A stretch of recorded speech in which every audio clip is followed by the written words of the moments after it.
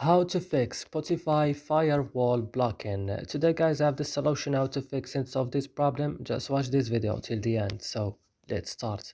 So first you have to go and open settings of your phone.